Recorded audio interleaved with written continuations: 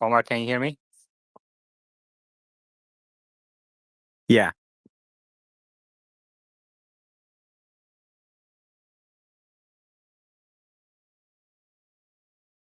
Can you guys hear me? Hello? Yeah. All right. Goodness gracious. All right. So how about Tesla? Let's start with you. How is the rollout going? Pretty good. So we had two waves. There was a small wave yesterday, and there was another much bigger wave overnight.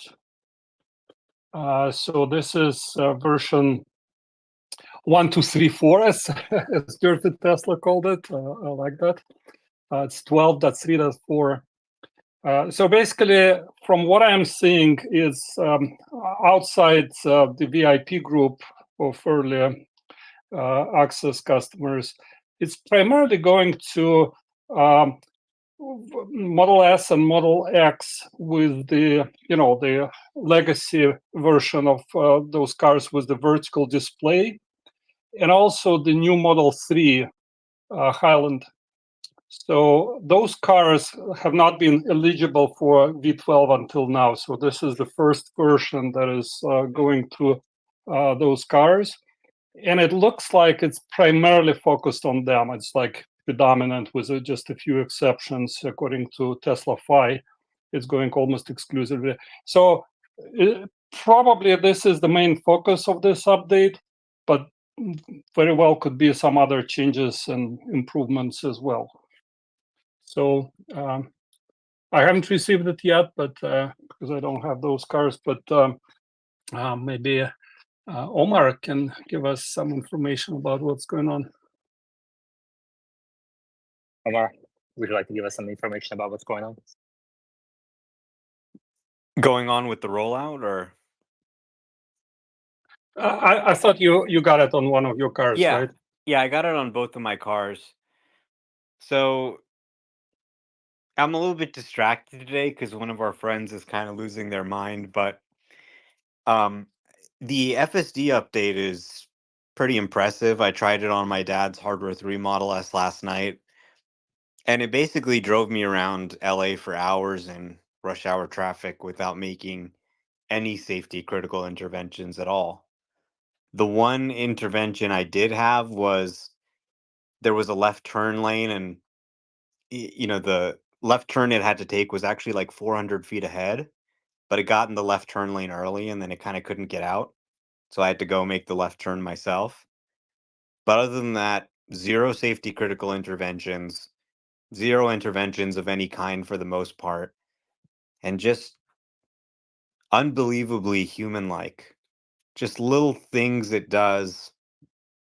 The trajectory seems to be a lot smoother. When it turns, it seems to be just turning and driving in the most human-like way. Little things like when you're stopped in a left turn lane and someone comes behind you and it actually creeps forward a little bit to give them some room, even though you're already stopped. Like little things like these, little subtleties that humans do, but we've never seen FSD before. It's starting to kind of pick those up. So it's kind of mind-blowing, the performance that I'm seeing on Hardware 3, that it could drive around LA for so long with no safety critical interventions. It really is making me think that Hardware 3 could in fact become driverless one day.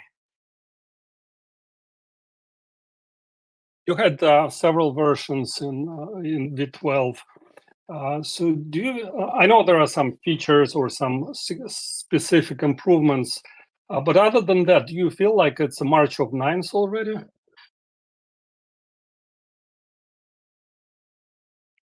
I'm not sure. I'm not really sure what that means. Like the March of Nines already. I hear people saying that, but I mean, the software has always been improving. That's just what the March of Nines means. Well, to me, they're focusing on certain things, like in this release, they're supporting cars that they didn't support before, maybe fixing certain problems that they uncovered. But otherwise, like in all other aspects, like how it behaves, do you see gradual improvements, version from version to version? So it's not like they're jumping from one feature to another. They're improving everything at the same time. Do you have a feeling like that? I mean, this does seem to be the best version of 12 yet. It seems like a lot of the kinks have been ironed out. A lot of kind of the weird behaviors of 12. Like, for example, I had an intersection going down from my parents' house where it would just stop and the light would turn green and it wouldn't go. And it was kind of like, okay, that's odd. 12 is very good, but it just has some of these random little things. And this version doesn't seem to have as many of those. That same intersection, it didn't get stuck on the green light there. So I think people are going to be very pleased with this, especially, of course, the legacy Model S and X customers and the new Model 3 customers who are now getting the update for the first time. But I think even people on 12.3.3 are going to be impressed in the improvements they see with 12.3.4.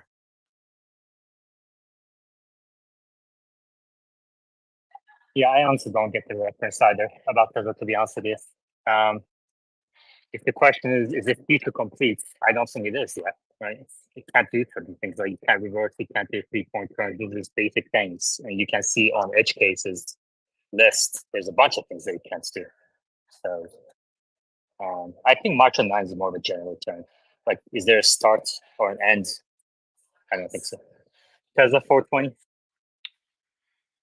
Hey, so I got the free trial of FSD on my refresh Model 3 overnight. I'm in South Carolina.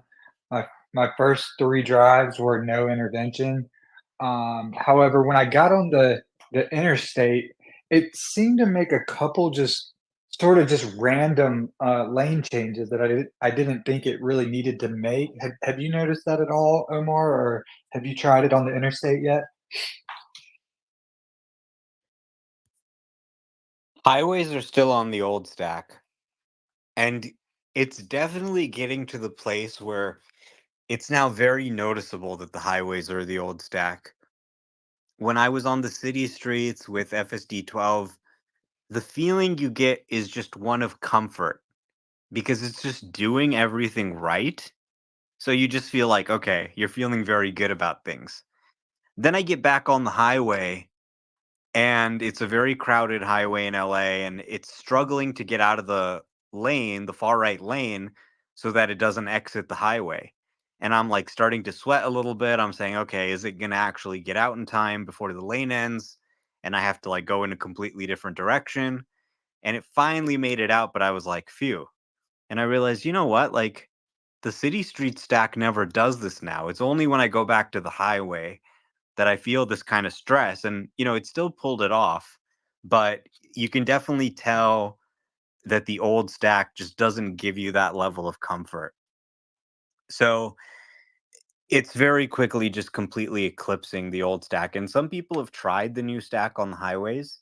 Like, for example, people have said, oh, Highway 17 from San Jose to Santa Cruz, it still uses the FSD 12 stack. It doesn't use the highway stack. And it just nailed that. And some other highways, like getting on the on ramp, it uses the new stack. And oh my God, it's just incredible the way it merges onto the highway. Then, and even the highway performance is pretty impressive too. Like I had, 0 interventions on the highway both ways, driving for hours on V12. And this latest version of V12 seems to be better than ever on the highway. I was really impressed with some of its moves. But you can definitely tell that highway's on the old stack and has some of the limitations that the old stack has inherent to it. And when I found myself getting off the highway, I said, oh, this is great. Now I'm back to the city street stack. So it's funny how we had 2 different stacks, then we merged them into a single stack, but now we're back to a separate city street stack and separate highway stack again. That makes sense. Thank you. And I will say it did seem to pass the girlfriend test on the first time she was in a test in a FSD ride ever. So I'll take it.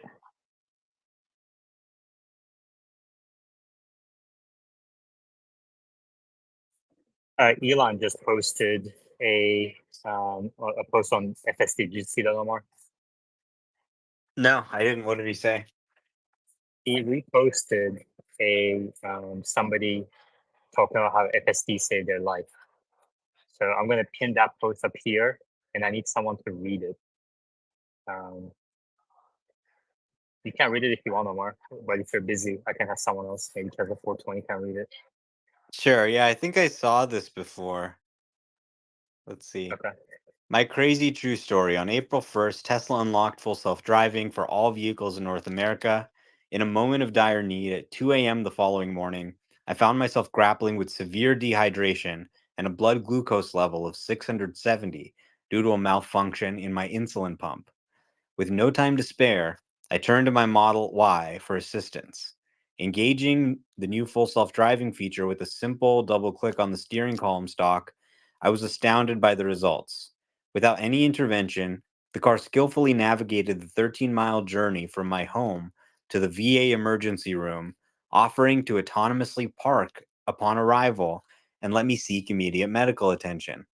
Despite enduring a mild heart attack, I left the hospital with no restrictions on my exercise regimen, a testament to the swift and efficient response facilitated by the vehicle and the #1 VA in America. As an owner of luxury vehicles including Porsche, Mercedes, BMW, Acura, and Cadillac, I can unequivocally declare Tesla is the pinnacle of automotive innovation today. Its life-saving capabilities in critical moments underscore its superiority. The leap from traditional vehicles to Tesla's full self-driving functionality is like upgrading from a basic phone to a smartphone. As a resident of a solar-powered home, the cost of energy for the last 7,000 miles has been minimal. I've saved nearly $1,000. I extend my gratitude to Elon Musk for his crazy erratic leadership in advancing technology that is more than just transportation.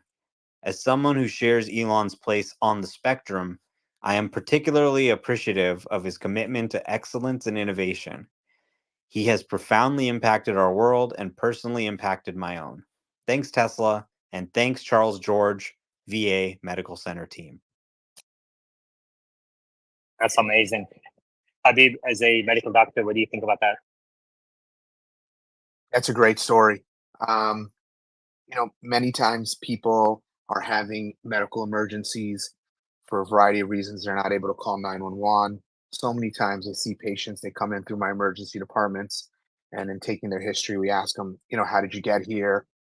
They tell us they've driven themselves. Meanwhile, they're having massive heart attacks or they're having major metabolic disorders. And so this is great to have this kind of an option for people. I think we're going to hear so many more unique stories like this. I'm really excited to see this. I'm glad that this gentleman is feeling better as well. And a big shout out to those medical doctors in the VA. Thank you, Habib. Meta. Just a question from a safety perspective. Was this person risking other people's lives by getting behind the wheel, given that it's a supervised system at the moment?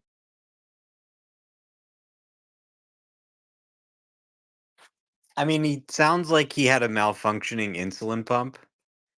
So I don't see that as something that necessarily impairs his ability to drive. But when you are in a stressful situation, like I've been in this situation too, where, for example, I had a really bad fever and like I was like incoherent, and it wasn't to the point where like I couldn't drive a car, but you wouldn't want to drive a car. So going to the pharmacy or something, you turn it on, it definitely makes you feel a lot safer. There's a number of situations where you're still able to drive, but some assistance would be really helpful.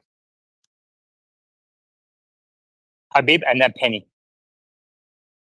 There are a few very clear, objective, measurable ways that somebody's driving is should be restricted. For instance, alcohol intoxication, and we use the blood alcohol level to measure that. But really, a lot of people make the bad subjective decision currently of driving, and they probably shouldn't in an ideal situation. And so I think the answer to that question, Meta, is a little bit more complicated. But I will tell you, I do revert back to a supervised FSD system as a backup, an extra set of 8 cameras watching in this type of situation, um, is actually a really good thing. Yeah, I think it's a question of whether or not they were going to drive without the system.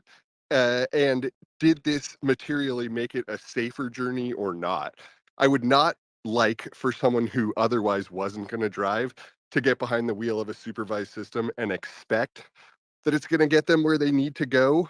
But it sounds like this guy was probably going to drive anyway. And he now got there much safer. It seems like a win-win to me.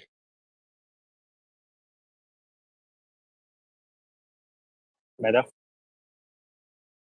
Yeah, that's what I was trying to differentiate as well. My concern is people see stories like this and start using the system poorly, and that leads to tighter regulation because it's not fully unsupervised yet. And so people should be careful. It is very promising in the future when it is a robotaxi and it can do this. But obviously, you still have to be attentive. Obviously, if somebody's driving and they have a heart attack while driving, Are you sick again? much safer. No, I'm not sick. Is it If one of you need those to go to the situations where hospital, you should use FSD Meta. Maybe if I need to go to the hospital, I will. just wait until tomorrow, Omar? You know what's scaring me, Yaman, is the last time you asked me if I was sick, it turned out I was sick the next day. So now you've got it in my head. Well, Machine didn't sound so healthy the other day, so I don't know if you caught something through Spaces. I didn't know where you were going with that, Habib. All right, Omar. I think the fact is, obviously, any situation where you wouldn't drive manually, you shouldn't use FSD. You shouldn't use it drunk, whatever. But at the same time, this software is now good enough that I think it can almost always actually get you to where you're going without any issues. Like, it really is crossing that boundary. Now, of course, we shouldn't treat it as if it's not a supervised system, but it is really pretty successful. I think if he did have a heart attack and pass out, there's a good chance it still might have gotten him to the right place. Like, that's how good it's getting. And, again, I want to walk a fine line here and say unequivocally, yes, you do need to supervise it. It can still make mistakes. But my point is just that the trend of this is so strong that it's quickly becoming really a vanishing concern, I think. Omar, when was the last time you had a safety related intervention? Because I haven't had a single one since upgrading to version 12. I've probably done, I don't know, 2 dozen rides at least so far. I know that's like a very small data set, but I'm not even like every time that I hear of anyone intervening now, it's more like an annoyance than safety. Is that the same experience that you're seeing?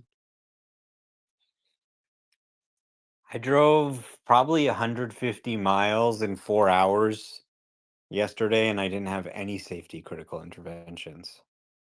So let me think. When was my last safety critical intervention? I don't remember. I think that's like a crazy good sign that you can't remember the last safety critical intervention. I haven't either. So I mean, we're all going to caveat everything we say over and over again with this is still a supervised system. And if you weren't going to drive otherwise, if you're drunk or it's illegal for one reason or another for you to get behind the wheel, then don't do it. But it's like, this is such a good sign for how close we are that like testers and heavy users can't even remember the last time they felt like it was dangerous. Remarkable.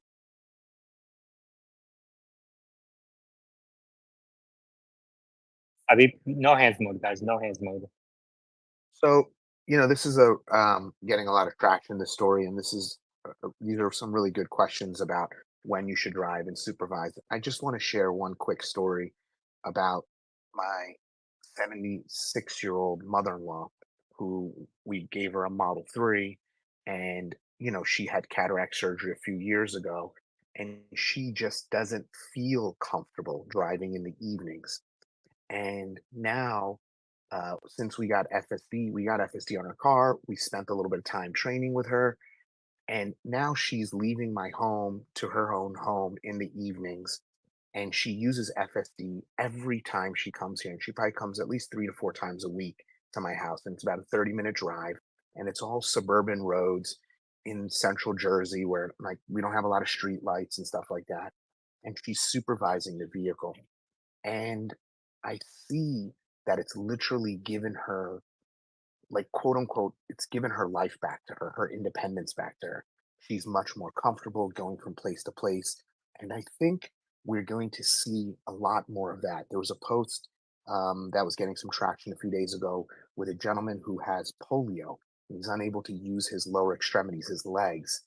And now this person is able to move around a little bit more freely because of FSD. And I think we're going to see much more of these types of stories, and it's really good to see this stuff, and talk about it. Yeah, it's one thing to help people like me, soccer dads, gymnastic dads, from all the tedious driving, getting our kids to and from activities or to and from work or things like that. It's a whole nother thing to be literally saving lives or giving people their lives back.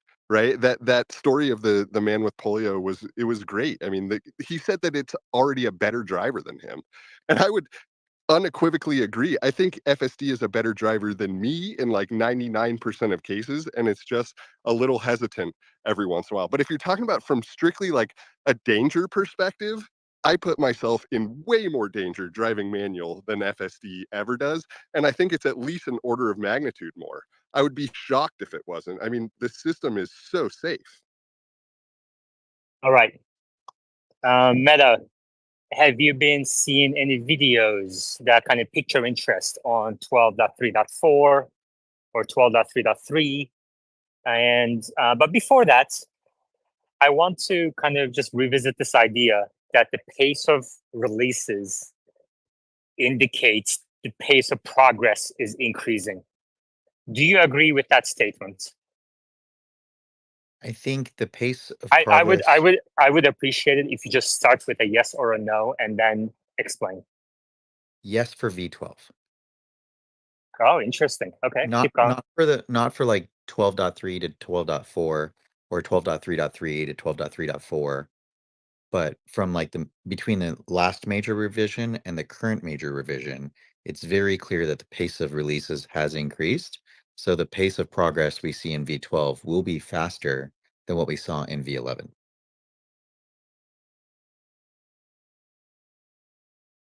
I don't know. Can you elaborate some more? Maybe like dig into exactly what, like more specifically, maybe specific examples, milestones. Sure. When you have a scenario that requires real world data for you to detect it, it most of the time requires you to have real world data to test a fix. So the faster you can experiment with fixes, the faster you can confirm whether or not it worked. It doesn't mean that every release is going to fix, like, your first attempt isn't going to always be successful, but every single release they send out, they're not only trying to fix certain things, they're also adding things to shadow mode to gather more data, to understand other situations. So think of it like the iteration loop for the researchers is dependent on how fast the releases can go out.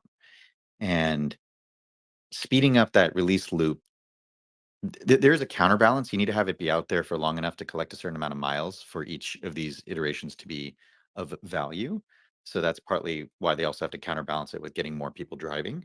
But yeah, weekly releases seems to be like a good cadence just from like a engineering time. It takes time to actually implement ideas and collect data.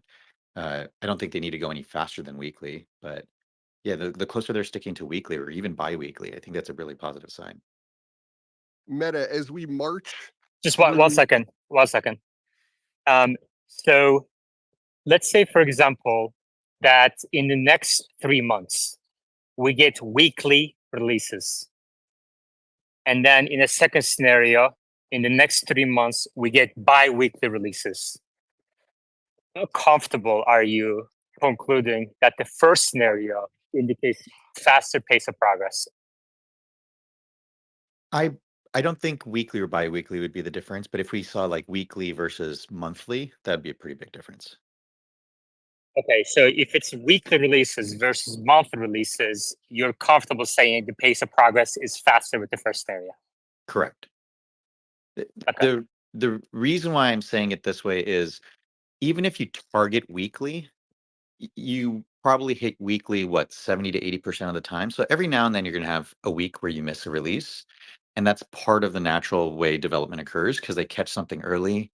And so it's not worth sending it out because they'd rather continue collecting data on the previous release. And people might read that and be like freaking out, but that's just kind of how the sausage is made. Okay. And then before I go to Penny, just one more question. Is that what you expect for the next 3 months? Bi-weekly releases? I expect them to target weekly releases and to miss probably half of them. Okay, interesting. And then in your mind, in that sense, sorry, Penny, in that sense, does it make a difference that each release, let's assume bi-weekly releases, okay? Each release goes out to 10% of the fleet as opposed to 50% of the fleet. No, I don't think it matters depending on how much mileage the percentage of the fleet they sent it to is getting. They may be targeting, people in areas with more stop signs or various other things. So I don't think it has to go to 100% of the fleet for us to call it a release. Okay. And so we are on April, you know where I'm going with this. We're on April 11, and we had one release. Penny knows where I'm going with this. And let's say Q2, your weekly cadence would be 13 releases, and you said they're going to miss 1 or 2. And let's assume, okay, just for clarity perspective, each release has to go to more than 10% of the fleet. And we'll use about Tesla's numbers as benchmark. So you take 10 or more, I'll take 9 or less. 10% is a very high number. You want to drop it? We could. Are you serious? Yes. What? You're not like I'm not gonna count 10%. How is 10% high number? Because they What just do you gave out want? free. Like 2 cars? How many cars?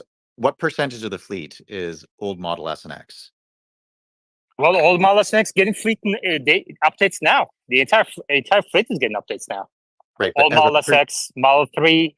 The only thing that's not getting updates right now is Cybertruck. I think you missed the point of my question. As a percentage of the fleet, all Model S and X would have to get these updates to qualify, but they probably need to push it to all Model S and X to test an update for S and X. Oh, I see. So one of the updates. I see what you're saying. Okay.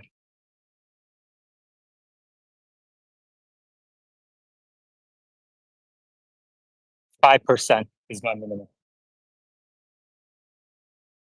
I'll come back to the coffee bet in a minute. Well, you have to check with your sources. You have to just quickly text Elon. I have to do some math. Hey, Elon, how many? You can't. Never mind. I'm not gonna. Penny. Yeah, my question was related to the statement Meta made about miles, right? And I know traditionally we've thought about data collection in terms of miles, but I think as we start to do the March of Nines and we're moving towards more and more obscure situations that are causing the system to have hiccups, it feels like miles becomes less important, and identifying what is unique about those scenarios and trying to replicate it as many times as possible with test drivers or something would be a much more efficient approach because if you already have billions of miles, or at this point a billion miles, and you haven't encountered that scenario enough to improve it to the point where it can handle it cleanly, it just seems to me like at a certain point, and it's probably soon, you just start seeking out these trouble scenarios and trying to gather as much data about them as possible. So identifying, where it doesn't work and just doing it over and over again. Does that sound right to anyone else? Like, it just seems like at a certain point, miles are irrelevant. So if you look at the way Elias has kind of mentioned this when Wes asked the same question, most of the issues that are coming up are dynamic, not static. Static issues you can address the way you're describing, where you go and you test the same situation out regularly. But if it's not persistent, it's not in a static location, then that's not going to solve your problem. When you're tackling the March of Nines, it's not like they tackle one problem at a time. They're probably tackling like hundreds of issues at the same time. So for some of the researchers, they probably want lots of miles, and for some of the researchers, they don't need a lot of miles. So they internally decide, okay, well, this next release we're going to target a wide release. This next release we're going to target a smaller release, and it's kind of like you're managing your experiment population. If anybody's familiar with A/B testing for how you do stuff with like, servers, this is the same concept. You're basically saying, I'm going to segment out the rate of mileage I'm getting from different parts of the population, and I'm going to choose where I send updates. And unfortunately, Tesla doesn't have full control because the customers also have to install the updates and actually do the driving. So they have to look at past patterns and make some kind of forecast. Do you not think, Meta, that even in the dynamic cases, that perhaps the simulator could be used? Like once you identify what it was about that dynamic situation that made it tricky, then you could set up a scenario in the simulator and run it a billion times or something like that. That feels like the right approach to me. So detecting an issue is the equivalent of correlation. So you can correlate very easily with lots of data, but that does not necessitate that you can identify the causation correctly. And people make this fundamental error all the time, especially when they're saying like the system did this because of that. You don't really know that, right? Like that's a very difficult argument to make without like scientific rigor.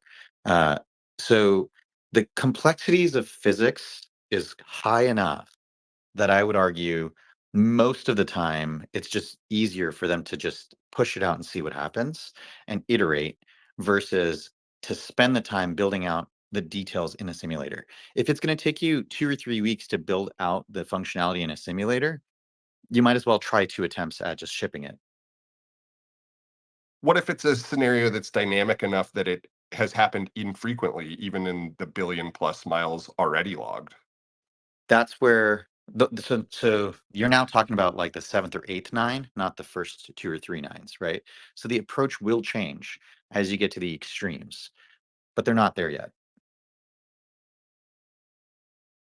And that extreme of nines gets simplified every time you 10x the miles everybody's driving, you pull one of the nines closer. Are you taking a bet or not? Like, I understand you want to kind of delay this decision as much as possible by answering a ton of questions from hundreds of people. But at the end of the day, I have the bet written down. And all I need is to do push send. What date are you saying and how many releases? Oh my goodness. Q2, just keeping it very simple. Q2, if there are double-digit releases that go beyond 5% of the fleets, and we're going to use about Tesla's numbers, you win. Single digit, I win. No, because you're ignoring my numbers. Oh my There's 13 weeks in a quarter. Oh. 70% of 13 is 9. You're ignoring the numbers I said. So why would I accept the bet? What? What do you mean 17%? You said they're going to try weekly, but they might miss 1 or 2. That's what you said. No, And I gave said you they would one miss extra. 50%. I said they would miss 50%. 50%? Yeah, 70 Then to why 80 don't you is like just a say reasonable target. bi-weekly? Why don't you just say bi-weekly? Why are you complicating these things? There's a difference in what you target and what you achieve. Because when they have a few strings of weekly releases, people are Well, going we to can't bet on what they target, obviously. We don't know what they target. So you can know what they're targeting based on the fastest they cut a release. Okay, how about this? I'll revise it since you're kind of trying to squirm your way out of this bet. I'll revise a little bit. We won't count what's been released up to this point. Going forward, there will be 6 releases. 6 releases or less or fewer, I win. 7 or more, you win. In how many weeks? Rest of Q2.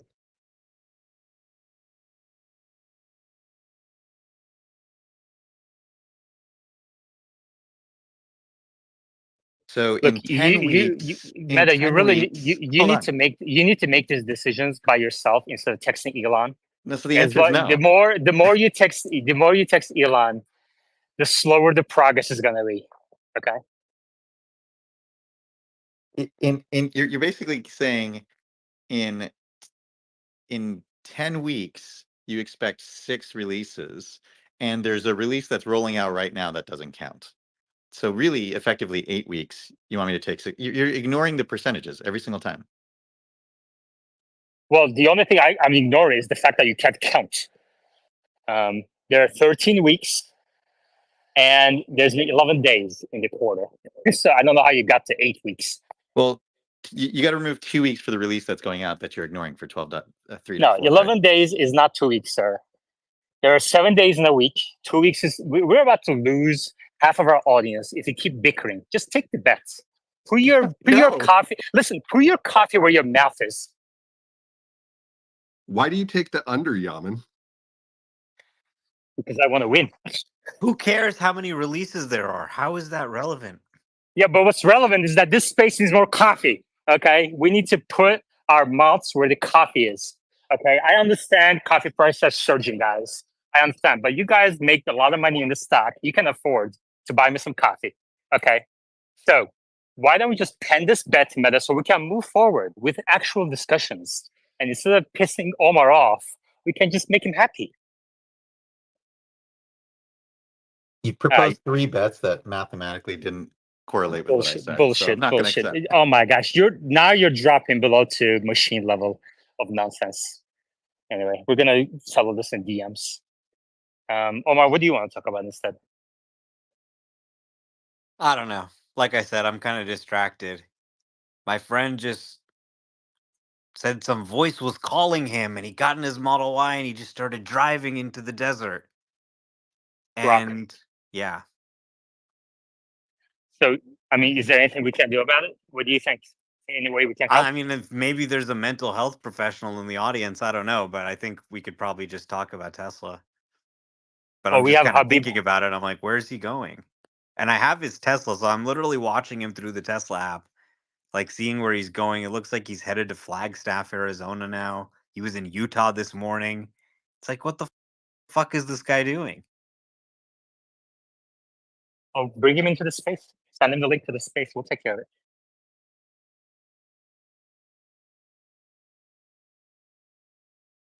We have medical professionals on payroll. Stopping or just driving continuously?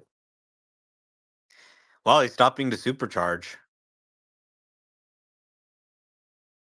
Maybe he's just testing FSD, man. Maybe the voice that's calling him is me trying to get him to get more miles on FSD. Yeah, maybe it's Elon's voice that's calling him. Who knows? All right.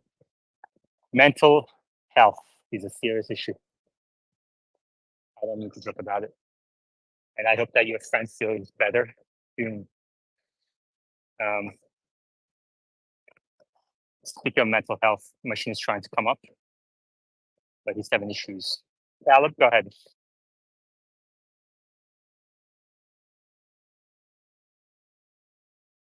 Caleb Berry, go ahead.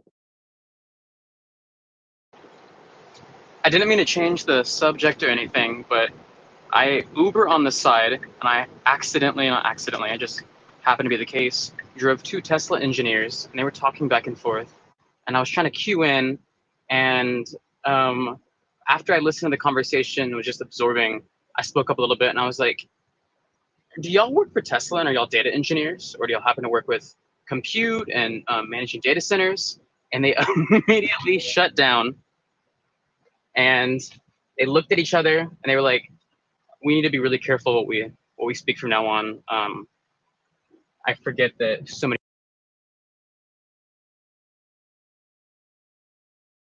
I think Caleb, can you guys hear Caleb? I think I lost them. Figured out he was talking about something sensitive. Elon cut the line. Yeah, maybe. Hey, Machine, how are you? Well, I really wasn't going to join. I just purchased Popeyes, but I just heard Meta just like all over the place again, with as he is with most of his bets. Exactly. Thank you. He's just not emotionally stable. Dude, he turned into this guy who just waits for pocket aces to make a bet.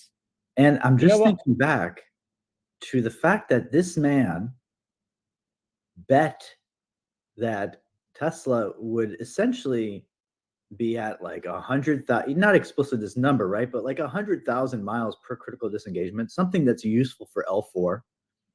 He thought this was going to happen last. Why are summer. you and Yaman always putting words in my mouth? When have I ever said 100,000 miles? No, per I'm saying disengagement? that Ever. I'm setting the stage for the audience to understand when we talked about practical L4 door to door that you could sit in the back seat, that's what that means.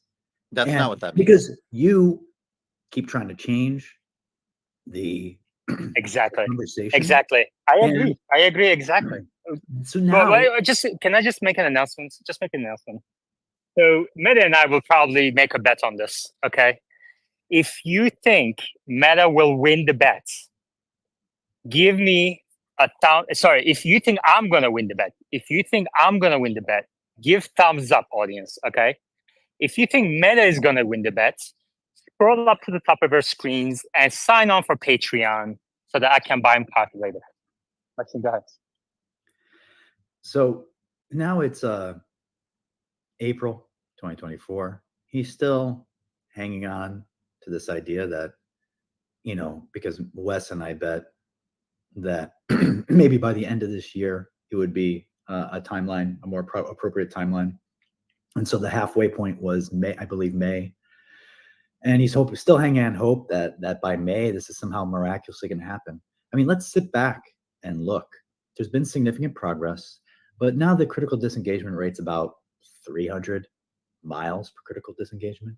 We're still 2 orders of magnitude away from a critical disengagement rate that could be used so you could sit in the back seat of your car.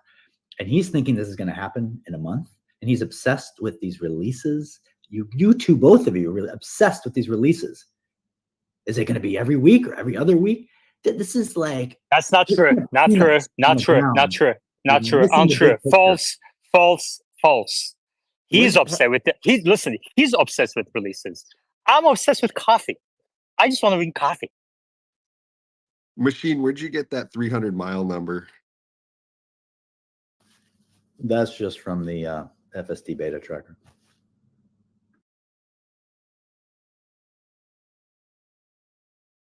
So you're referring to the city miles? Yes, correct. Okay. So we drop words when we want to? Well, listen, you need the highway probably to even be higher, since that's more dangerous accidents. Would you agree that when V12 comes out for the highway, we might see a similar improvement to what we saw in the city when it went from a end-to-end stack from a heuristic stack? I expect it to improve. I don't know if it'll be a similar order of magnitude because in theory, practically, I feel like the highway is not as challenging from an algorithmic standpoint, which is, what Tesla has been doing. They've had neural nets operating for the highway, but there's been more human engineered structure in how those things operate. And that works better on the highway than it does on city streets, where there's just way too many nuanced occasions. So I expect that delta is less on the highway than on city streets, but still it would improve it. Like maybe 2x or something. I don't know. From the same data dashboard that you always look at without looking at it, do you know what the average miles to disengagement is on the highway? Critical disengagement? It only has disengagement data. I think it's pretty low still. It's 81 miles. Yeah. That's not low. That's not low? I mean, sorry, if you're saying like it's a low disengagement rate, that's extremely high. Yes, I agree. Do people tend to feel that when they drive on the highway every 81 miles, their life is in danger? Or do you think it's possible that they're being nitpicky about like lane changes and things like that? Well, they're definitely nitpicky. That's why I don't like, I prefer to only focus on the critical disengagement because I'm worried about hitting things, not people be nitpicky, as you said, because that happens. I think that there's just too many biases there. Although obviously that should also be expected to increase. But if they don't have the critical disengagement rate for the highway, then you just got to go with what we have. Another way you could look at it is the disengagement rate for the highway is 74%, and the disengagement rate for the current version is 73%. It almost feels like almost every ride is getting disengaged on the highway. Like you need to pull the data apart differently. That's the problem I have with this dashboard. The problem I have is with you and your ridiculous expectations of growth in performance. Can you first of all, can you just hype him up a little bit until he agrees to my cut? I mean, Meta is Bring the him down. best. Meta is definitely the best deep learning scientist that we have in the community, and he has a lot of expertise in training these big models, much more than anyone else like myself. Even though I do machine learning, some deep learning, he's way more skilled in that. But he's lost, like he's been studying neural nets so in deep, all these different layers, like his brain actually kind of got attached to some of the neural net layers, and he can't separate them now. So they've been kind of sparse. He's gotten some of his neurons have been turned off. And so now he's lost the common sense. This is coming from the person who was so critical of 12 until he got in the car and experienced it, and then changed his tune entirely. No, Until he changed his stock position and changed That's that. not true. That's not true. That's false. That's false.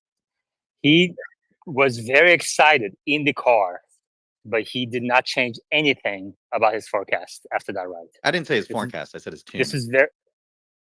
I don't know. I don't think he did that. He was getting more positive before he got in the car. He got in the car, got very excited in the car, but none of his forecasts have changed. And I think that's very important, because there's a lot of people out there that say that you have to experience the car, that you have to experience FSD, that you have to own the car, own FSD to understand it. This is not correct. Anybody who can look at data in a nearly unbiased way, study it with experience methodically, like machine does. Truly, I'm not joking. This is true. Is, I believe, able to understand what's going on better than someone that's been driving FSD that doesn't have those skills. So I think for lagging indicators, that's true. Not for leading indicators. I don't think so. I think the FSD, what's happened for FSD for me is, I was always waiting for N10, even though Meta a year and 3 months ago was thinking they were close to doing N10. And it is doing what I expected, improving things as I expected. And the question would be, why didn't I change my forecast? And actually, I've been reflecting on that, because at the same time that we've watched FSD V12 vastly improve things, and experiencing in real life and seeing how natural it was, are all big positives. At the same time, for my mind personally, what's happening is I'm also more and more paying attention to truly statistically how far we need to go to get to robotaxi level. Yeah, exactly. So were you wrong before you got in the car, and you should have been more conservative? Well, I was already thinking about it. I'm like, I'm thinking now that my end of the year prediction is way too aggressive, just based on how far we need to go, which is at least another. And let me show you one example. Okay, one example here. So I pinned at the top a recent post by Elias. Okay, who is an incredible. He built this tracker. I think is extremely impressive, because he has very limited data, and he just went out there persistently over the last 2 years, collected data, recruited people, massaged everything, all the website, and created all these pages that are very informative. Okay, but if I show this post and what it presents, at the top of our screens, okay, to an average person versus machine, I'm going to get different answers. Right, machine? And you know exactly what I'm talking about, I think. Well, no, I haven't seen this post, so. But I mean, it's true. You will get different answers. I am an Ivy League graduate. Well, Cornell, which is like, you know, edge. It barely. of It Ivy doesn't League. count, really. It doesn't count. It's like half Ivy League. It's like half Ivy League. It actually literally Edge is, case. because half of it's public university, so it is literally. Yeah. half. Yeah, exactly. It's Ivy League if you just wear like 5 coats, you know. Anyway. I mean, But machine likes like, to look at hold really on, just granular one data. second. Just So one. he No. Hold on 1 second. Machine. When you look at that chart, so this is the first time you're seeing this. What is your first observation? I'm just looking that things are getting better, but not at some massive rate of change. Okay, if you What is could the rate add of one, change? hold on. Would you please, if you could add one piece of information to that table to make statistically significant any sort of, I mean, you can't either way, but what's the next piece of data you would add to that? Like say another column.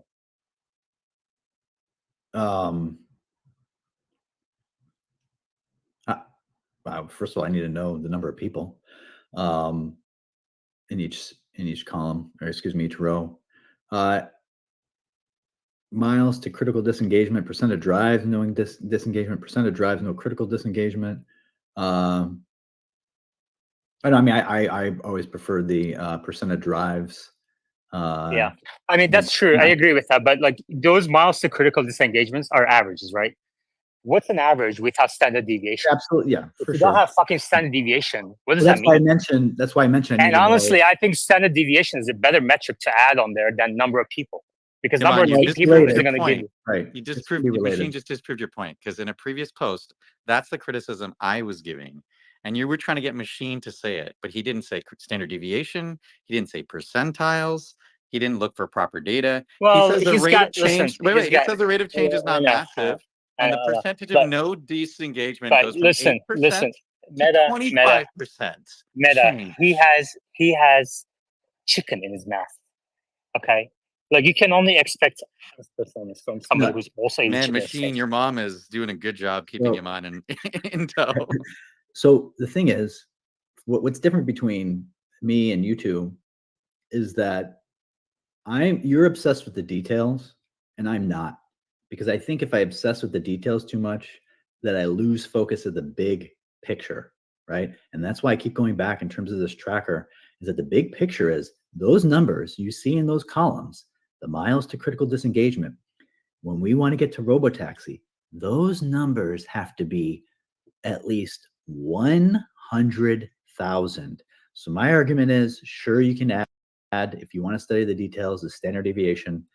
But if we're on the path, and sometime soon, let's say soon in a year or 2 years, to getting to that point that you would see massive changes in these values, to even get close to 100,000 miles per critical disengagement, that's going to overweigh any other flaw with this tracker, is that there's such a massive delta between where we are now and where we need to go, that no matter what those flaws are, it would still show up as a big improvement. Just like we saw even some evidence when the first V12 came out, the first reporting of it, for the first time ever, right? You had on the last version up to like 300 miles per critical disengagement, up from 100, and you're like, wow, look, you can see it on the plot. It's so obvious. That is just a taste of what we need to see over another year or two to keep going, right? So that's the thing that I like to focus on, because that's what's going to matter. You want to study the details of each version. I'll leave that to you guys. So let's just make it very clear. Are you saying that it will take a year before the miles to disengagement is over 1,000? I want to get very precise for you, because I want to stick to numbers you care about. Yeah, no, I think it should happen this year. But you just said it would take a year or 2. No, to 100,000. Wait, you just said 2 years, but you're not willing to take a bet on this year? 100. You're all over the place. I'm saying it's going to take more than this year to get to 100,000 miles per critical disengagement. No, not you said 1,000. to see the improvement that we saw from 100 to 300 would take a year or two. No, well, I misspoke. That's not what I meant to say. If I did, I'm saying I expect we're going to see similar improvements as we've seen. I expect again this year, but it's still big picture, very far away from where we need to go. And So all I'm saying, 100,000 miles per disengagement, you realize for the average vehicle, that means a human in the vehicle is experiencing a disengagement every decade. You got to relate critical disengagement. First of all, we need to relate, which we don't know, right? Then we can try to map what is the scaling between a critical disengagement and what would then have been an accident, and then it's about like severity of accident. And I haven't thought through exactly what that coefficient is, but statistically, reported accidents are something on the order of over 100,000 miles. I mean, It's 165,000. Okay. So even if we give it like a scaling factor of 0.5, I don't know, maybe it's 0.3, right? Maybe it's 50,000 miles per critical disengagement is going to be good enough, because half of those critical disengagements or 2/3 don't really matter. The car would have bumped into the curb or something like that. It wouldn't have caused a reckless accident. So I'm willing to believe that it doesn't have to be 160,000. But I believe it's going to be within the same order of magnitude, right? So maybe 50,000. So would you agree at that point it's robotaxi you're talking about? You're not talking about FSD anymore. You're talking about robotaxi. Yes. Okay, so we're using two different things that we've been discussing. So the other question I would ask you is, what is the leading indicator that gives you like 3 months lead time to when whatever metric you want to use, whether it's robotaxi or take rate for FSD, takes a jump, right? You telling us after the fact is of no value.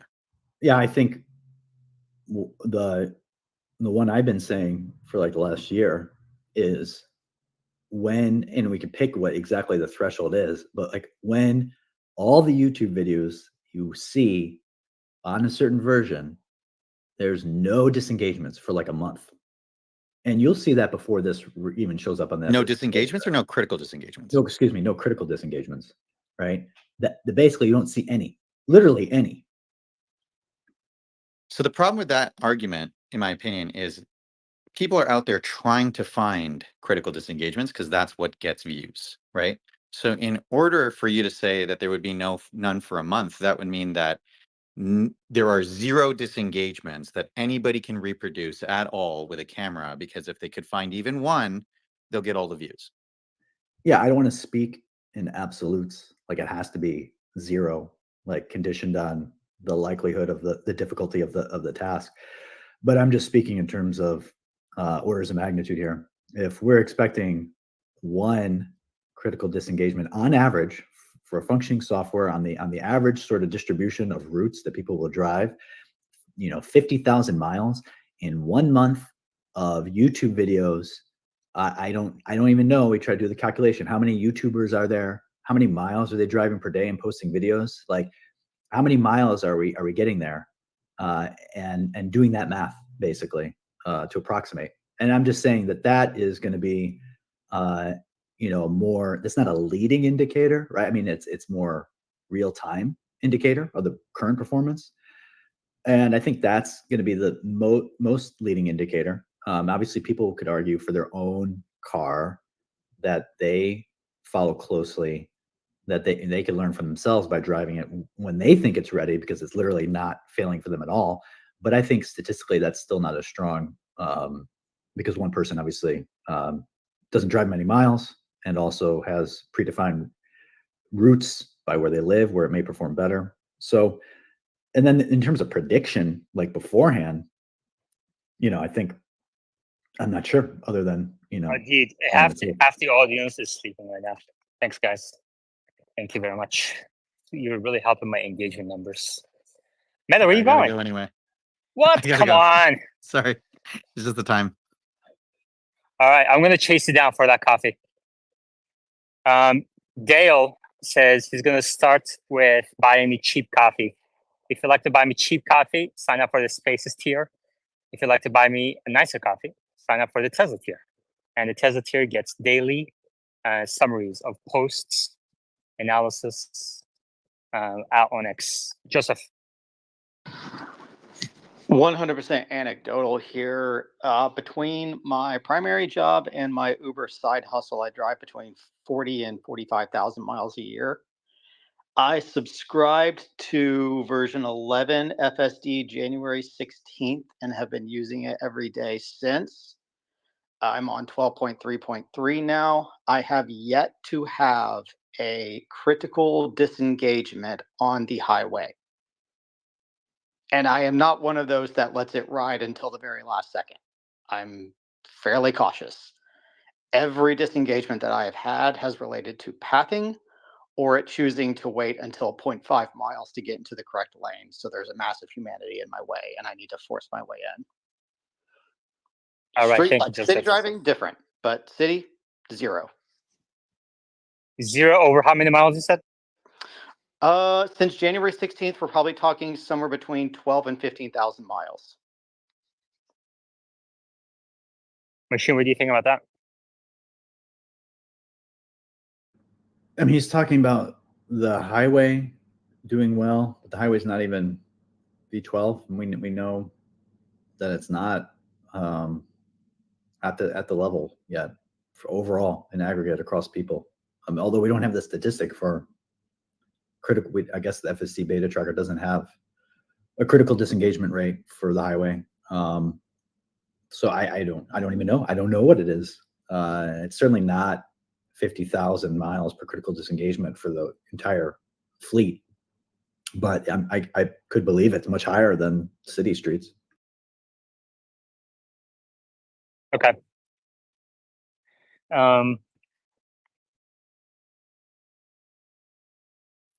If Wes wants to come up, I think he was up earlier, but then the conversation got derailed with yelling. I specifically said I don't want a yelling match, but it's okay. When do you think Machine Tesla will announce the safety statistics? So a lot of people are out there, a lot of the bears are out there and saying, Tesla promised us safety statistics. We're not getting the data. Where is the data that they promised? And if I ask you, you're probably going to say they're not releasing it because it's not good enough, right? When do you think they're going to release it? I.e., when do you think it's going to be good enough? I have no idea. My only comment on the state safety statistics is, and two things are true.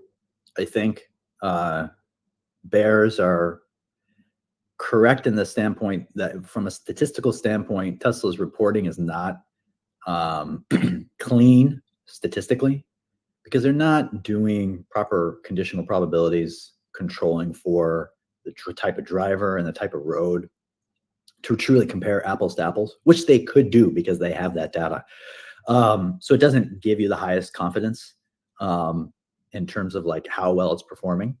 For instance, highway, you'd want to know for the same stretch of highway for the same driver, which you have, like, how well is it performing with autopilot engaged versus not?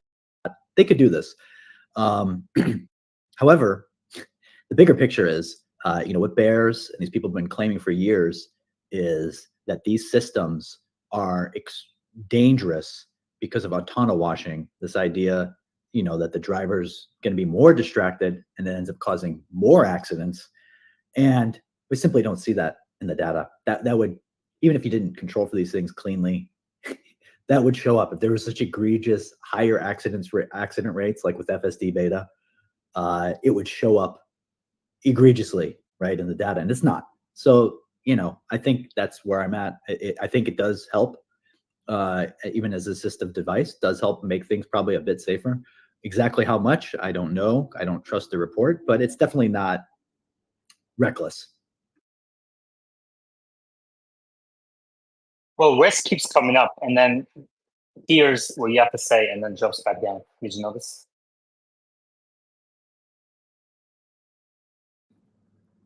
Well, you should listen. I got to eat my Popeye sandwich. Give me a minute. Okay, while you do that, Habib, so I guess there's the Rivian space going on. I posted yesterday that Rivian doesn't have a space, and Apple doesn't have a space, and Nvidia doesn't have a, there's only one space, there's Tesla space, and all of a sudden, all the Rivian folks, there's no space. I'm like, oh, I didn't know there was a space. How frequent is that space, Habib? I actually think the title of the space is Rivian will triple in 2026. Yeah, I understand. But how sorry, Wes, go ahead. Let's not get derailed. Wes. Are you able to hear me? Yes. Or no? Okay, great. Finally, it's working. All right, great. But just 1 second. Habib, when is that Rivian was it triple? Yeah, when is that 2026. space? When is the space? 2026. Oh, it's I'll post it. Let me look up the date. I'll post it. Okay. All right. So we have a Rivian space. I hope to be. I think it's tomorrow, 8 o'clock, right? If I'm not mistaken, or my time, I guess. And I hope to be there. And it should be fun. So if you want fun, head over to that space. Say your reminders, and if nothing else, we'll learn more about Rivian. Yeah, it's April 12th, 9 p.m. I think that's Eastern time, 9 p.m. Yeah, 9 p.m. Eastern tomorrow. All right, Wes. Okay. Yeah, go ahead, Habib. Go ahead. Well, actually, I want Wes to speak, and then I'm going to make a comment about the miles also, please. Okay, Wes. Just if there was a question or if you wanted feedback, sorry, it's been cutting in and out for me. Yeah, feedback, please. Feedback on FSD 12.3.4 or any other safety statistics that Machine has been talking about. When do you think Tesla will release them? How do you kind of expect progress to going forward, etc.? So let's see, first part, 12.3.4, it still looks like safety critical city street disengagements are not happening in a repeatable fashion. That's my takeaway. Is that correct? I think that's where we're at. Machine, did you hear that too? Wes has been very focused on whether a given disengagement is repeatable. What do you think about that, Machine? I mean, I think it's a positive that they're not repeatable.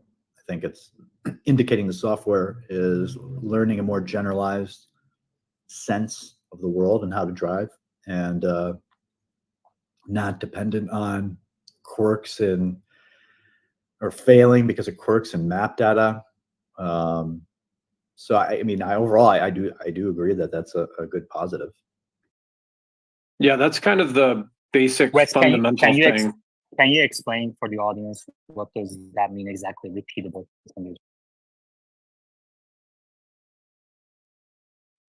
Are you asking me or Meta? Or you. Machine? Oh, okay. You. Yeah, so when it's repeatable, I mean, even at a very low percentage, like you could do this maneuver 1 out of 100 times and it doesn't repeat, but the 101st time it does, that's remarkable. Like that's something that you'd want to study. And in the past, we've been at, hey, we have a lot of things that are repeatable. We've always had stuff that's 100% repeatable. But now we're getting down to the point where nothing's really repeatable that's a safety or like critical, what somebody would consider like you really absolutely need a human behind the wheel. And I'm trying to like focus on that because if anybody has that data, like I'd love to see it. Because this does point to the fact that we are marching down a generalized solution, not necessarily the March of Nines yet, because we still have disengagements per some amount of miles that are like less than 1,000. I've kind of drawn that line of 1,000 because it makes it so that you could basically get in your car for a month, roughly, and not have to touch anything, and at least from a safety point of view. And so that's why I'm focused on that. If there is something that is repeatable, even at a low repeatability, not 100%, but some fraction of that, then it points to something that I would want to lead the team to try to solve first. And if that doesn't exist, then now we are focused on the stuff that is just like almost feels purely random. and trying to investigate what's in those scenes, why this happens, how much explainability is built into your model, how much insights do you have to why one scene fails and one scene doesn't. Can you put that into simulation, and then can you start like running it, hundreds of thousands or even millions of times in simulation and try to see if you get a repeating pattern of some kind, so that you can start to understand what inside the model is causing this. Does that make sense? It does. Thank you. Habib? Just going back to that earlier discussion about the numbers being released for the by Tesla for the safety events.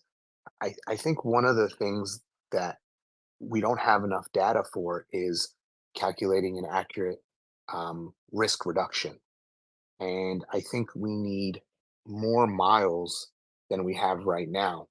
And until we get that actual data point, we're kind of basing everything off of, we're just doing like this critical disengagement rate. But we're talking about I think it's like 3 trillion miles is what is driven in the US alone in a year. So to calculate the absolute risk reduction between a group that's driving with FSD versus a group that's not, we need more than 1 billion miles. We're going to need tens of billions of miles. Okay. Wes? So Habib brings up kind of the large number discussion, and yeah, we do need a lot of miles, but you can see the progression to get there, and you can see where you're falling off the progression before you actually get to that very large number set. Does that make sense, Habib? Yeah, so you're basically saying, let's start calculating the risk reduction at 1 billion and 2 billion and 3 billion miles, and you can see which way your trend is going, correct?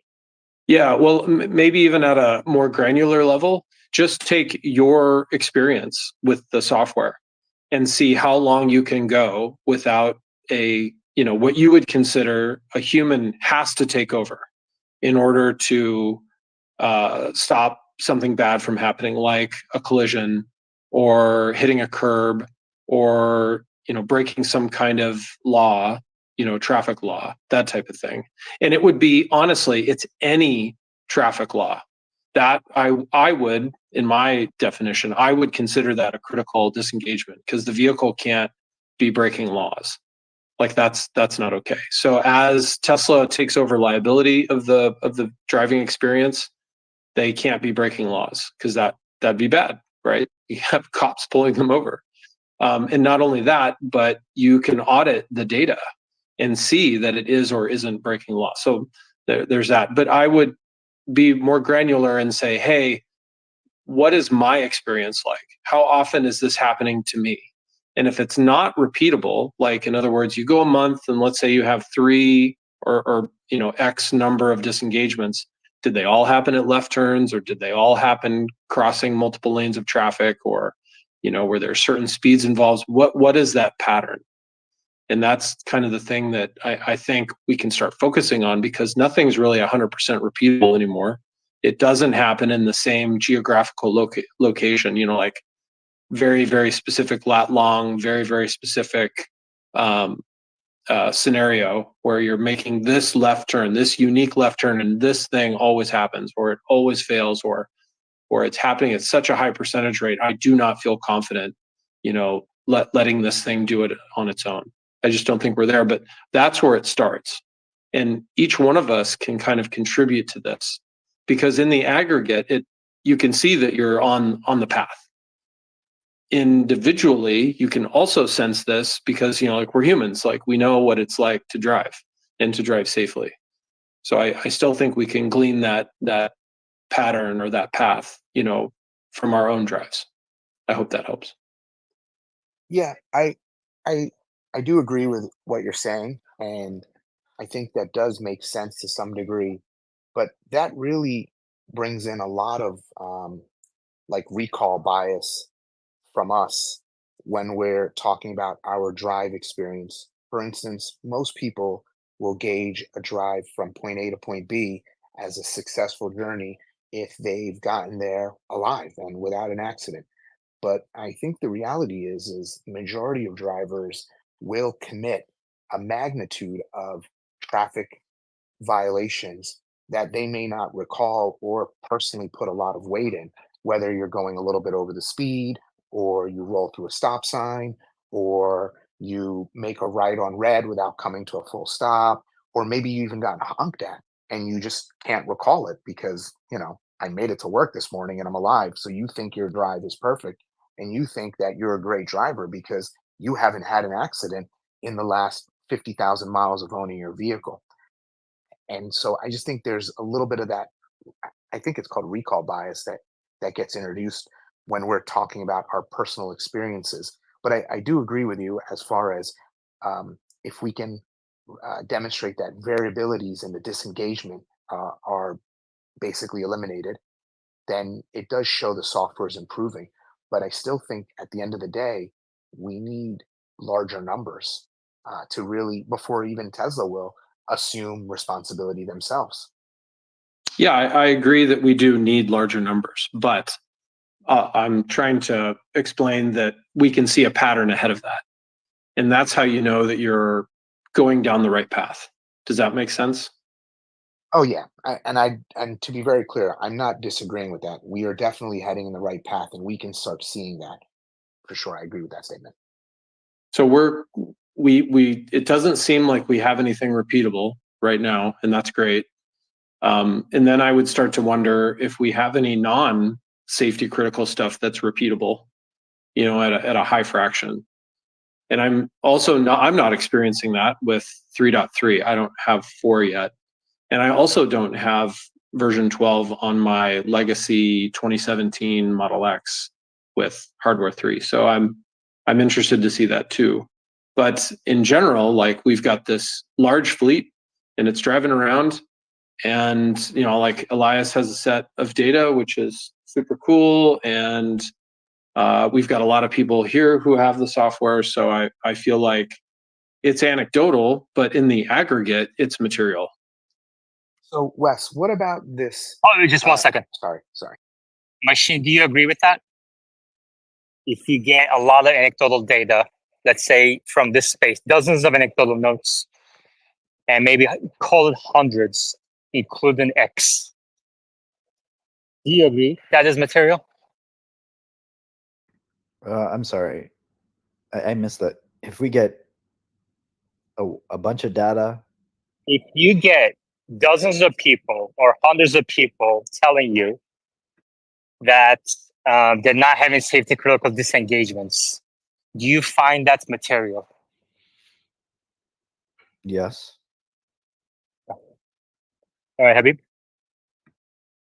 I was going to say the same thing. Okay. By the way, I started choking on my Popeyes on the crispy outside, and as I was choking and coughing out a piece, I was thinking, what if Habib was around? Would he save me? I would. Thank you. By the way, you may be Was surprised. that a inside baseball? Did What? somebody choke and Habib saved? Anyway, Omar, welcome. Hey, Did you find your friend? nope.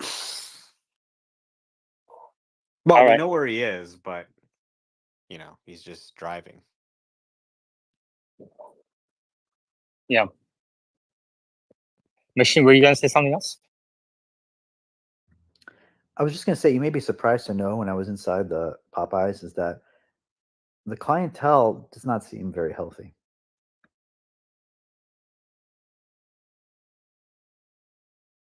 We have reading folks coming up. Kevin? Hey guys, let me know if it's too loud when I'm talking. Appreciate you inviting me to speak. I just had a question about. I didn't invite you to speak. You requested to speak. I accepted it. Good point. My apologies. I think you guys will like this question. As I've thought about a legacy OEM or somebody licensing FSD, what are the hardware requirements? Like, is Tesla going to require everyone to build in the same cameras and whatnot in the same positions, or could they tweak software based on each location of a camera in like a Ford Lightning, for example?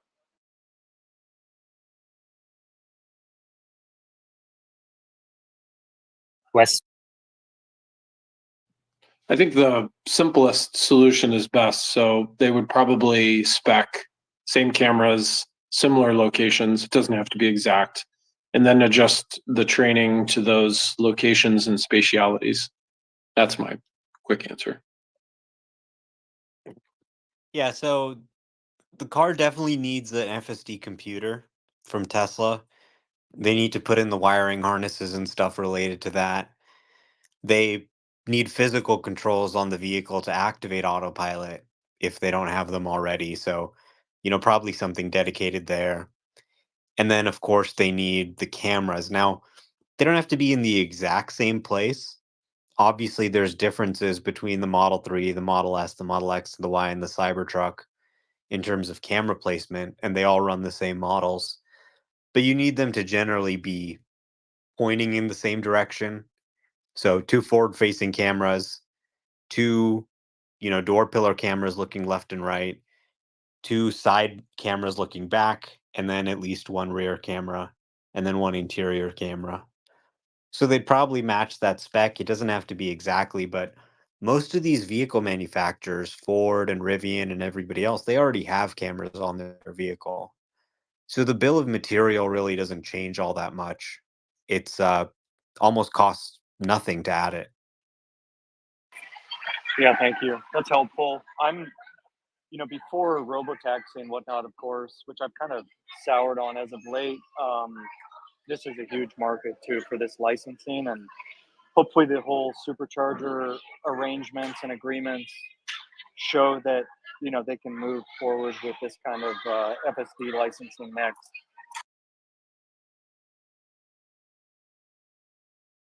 I have a question for Kevin.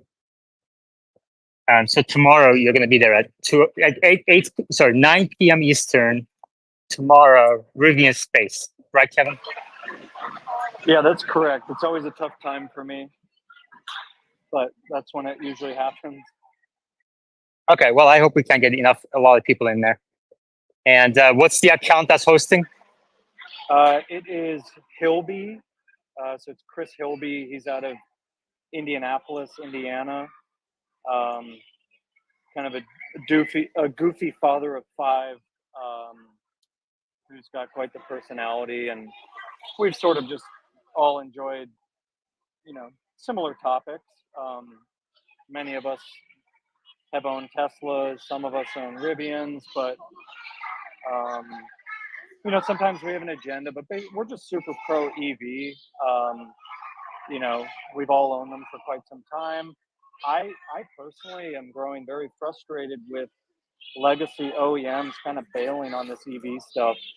Yeah, Kevin, let me ask you a question. Go ahead. What do you think is the probability that Rivian will survive to see to an end of 2020, this 2026? I think that makes great headlines, but I think there's a near zero chance that they don't survive, and that's for many reasons. Okay. And what can I do to help the company definitely survive to see the next 10 years? What can I do for you? Well, nothing for me. I don't work there. What can I do for Rivian? Since you're a Rivian investor, Rivian customer, Rivian fan, how can I make you happy? Do you want me to pin your Rivian Space on my profile for the next week? No, I don't think that's important. I think that being really critical of...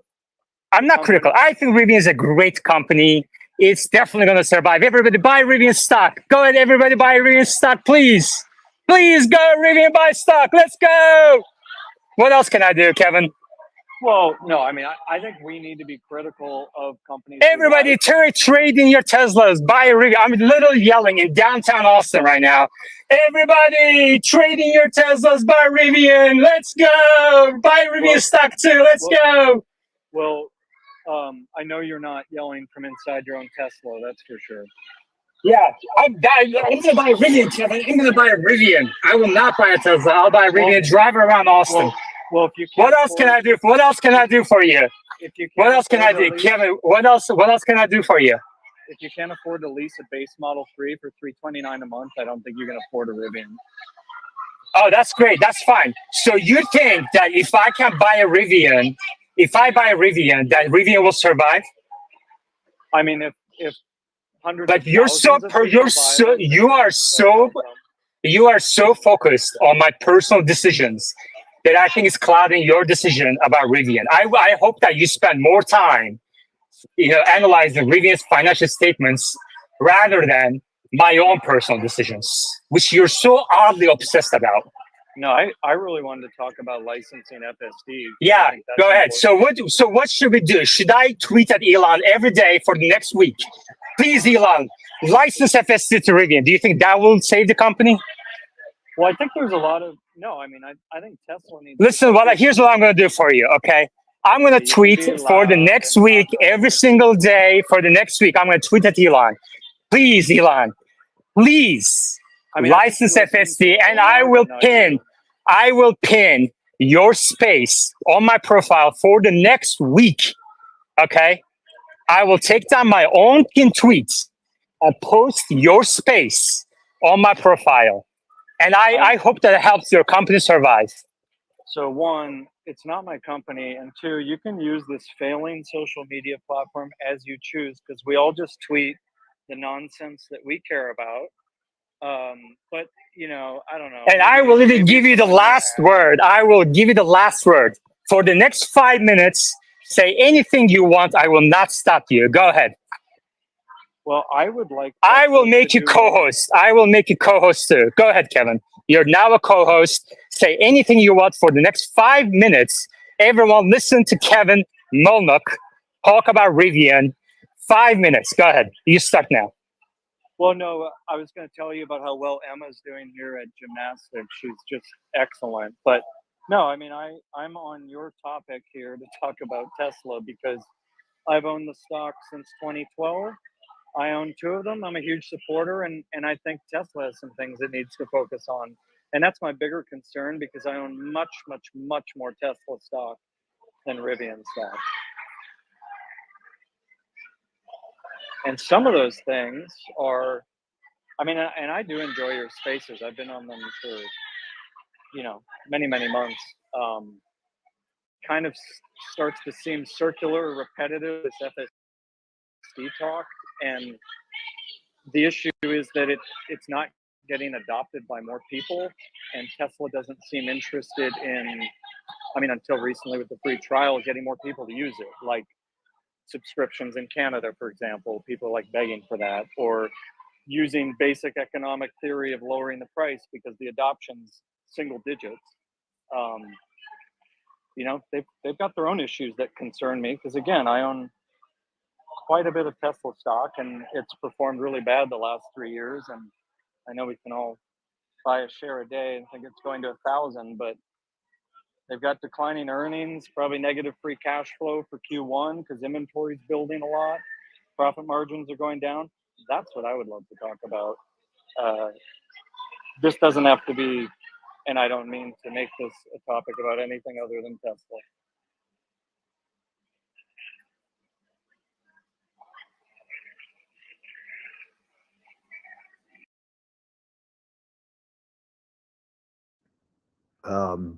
The problem with No, Rivian, nobody talk. Nobody talk except for Kevin for 4 more minutes. Well, I can tell you how Emma's doing with her cartwheels and her back bends. I mean, I think another misconception, most seem to be concerned with Tesla, the stock, and not the company. So I would love to understand everybody's reasoning as to why that is. I have an Apple phone, right? An iPhone. I don't have to own the stock. I don't even fucking care about the stock. Most people that buy iPhones don't. I'm not sure where things got clouded, and that seems to matter a lot. If Rivian, the company, failed, it doesn't fucking matter at all. maybe it'd be harder to get my truck serviced, but you know, it's a good product. It's good for the EV industry. 80% of their buyers are new to EVs, so it's not taking much away from Tesla. It's additive, and I think overall that's good. And I think that, as I mentioned earlier, the animosity between EV brands is just the wrong way to approach it, because the bigger issue is that EVs are stalling out at 10% market share in the US, and that's just an embarrassment. Well, you got 2 more minutes, and in the meantime, I pinned tomorrow's space at the top of our screens. I reposted it. I would like everyone to go out, sell all your Tesla stock, buy Rivian stock. Let's save this company, everybody. Let's go. Nobody talk for 2 more minutes, Kevin. You got 2 more minutes. Yeah, I mean, I guess you're trying to make a character of yourself and get a following and get a couple dollars on Patreon every month to like sustain this. But other than that, you just say a bunch of nonsense, which I don't have to engage in that. I also don't need Patreon money to afford to live my life. I have work for that. And as far as the financial advice, I gladly take your financial advice, and I will sell some of my investments and buy more Rivian stock. And I guess because you're giving explicit advice, you're going to be liable in some way. I don't know. Maybe YouTubers and whatnot can share how that all works. But no, in reality, people shouldn't buy one stock. Everyone that does that is a fucking moron and is upset that they did from 2020 on. Unlike some of us that bought it when it wasn't popular back in 2012 when it was $1.30 a share, that was the time to buy Tesla stock. And yeah, Rivian stock goes down whatever it did today, doesn't matter, because that's not what it's about.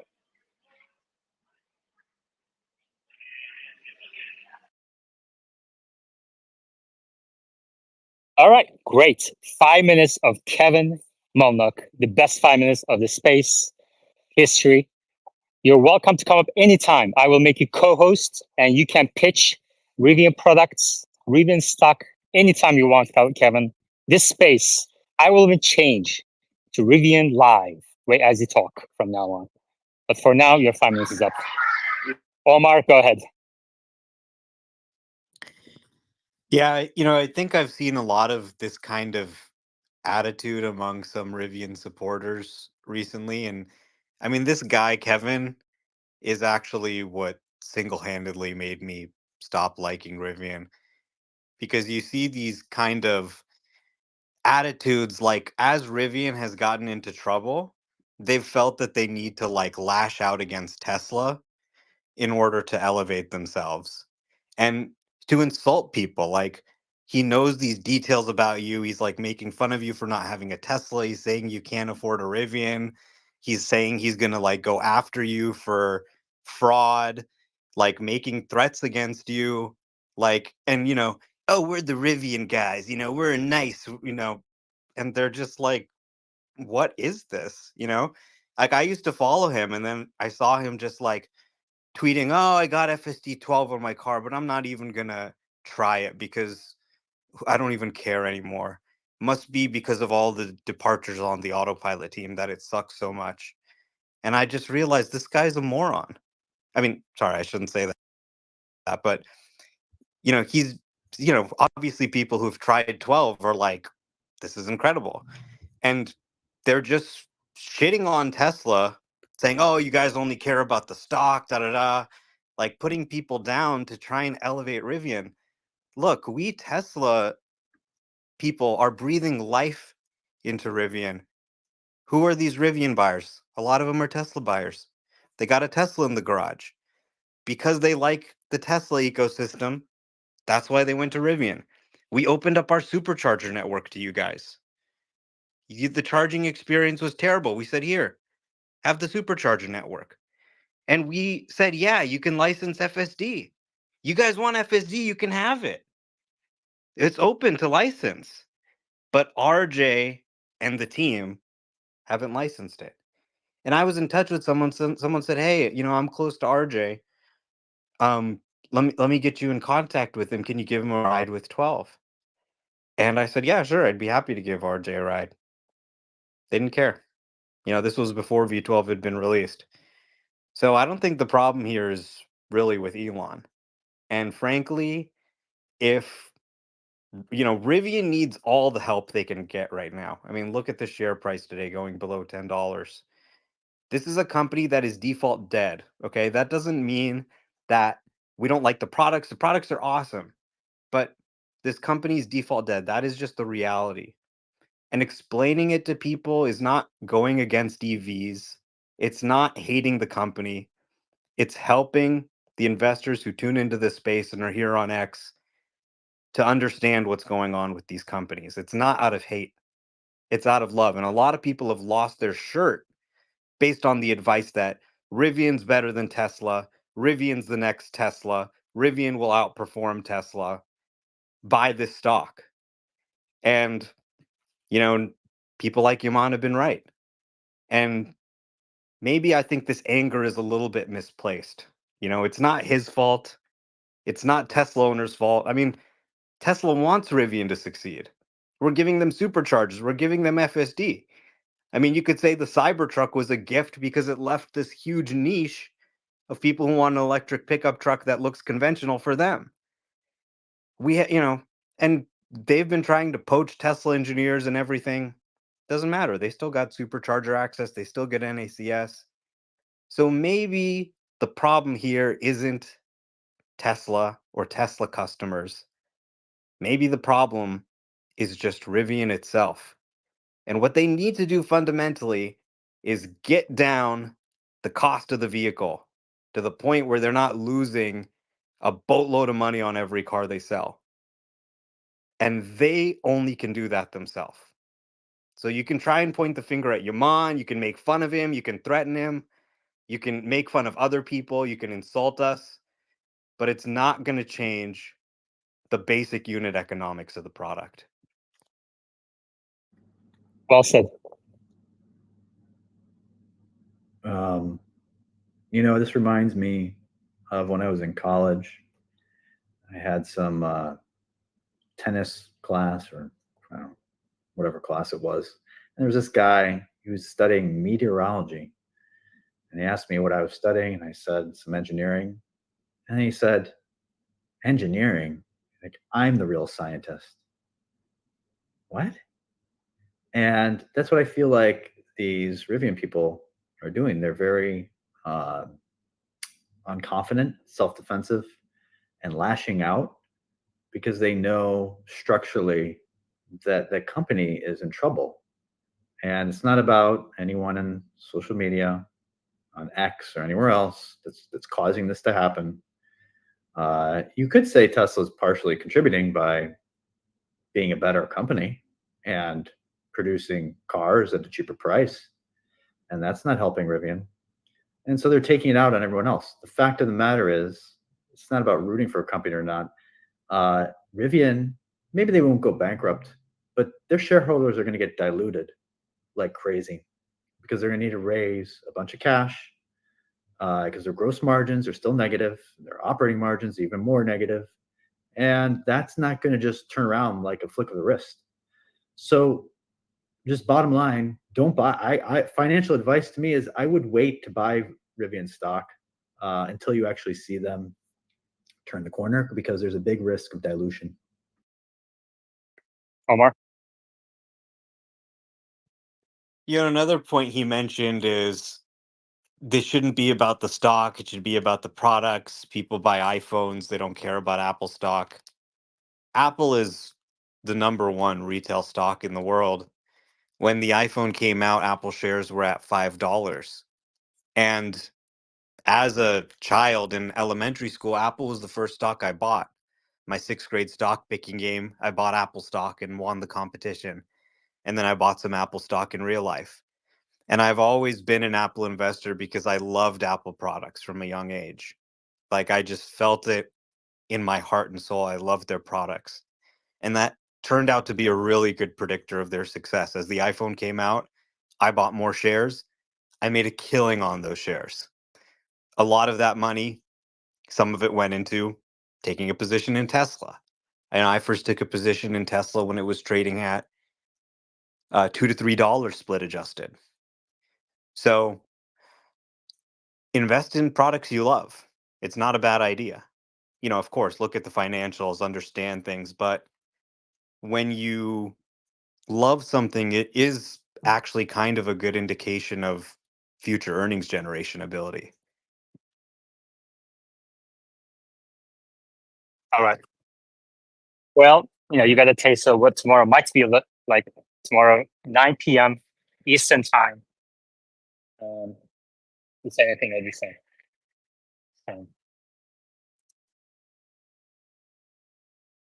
Anything else you guys want to talk about?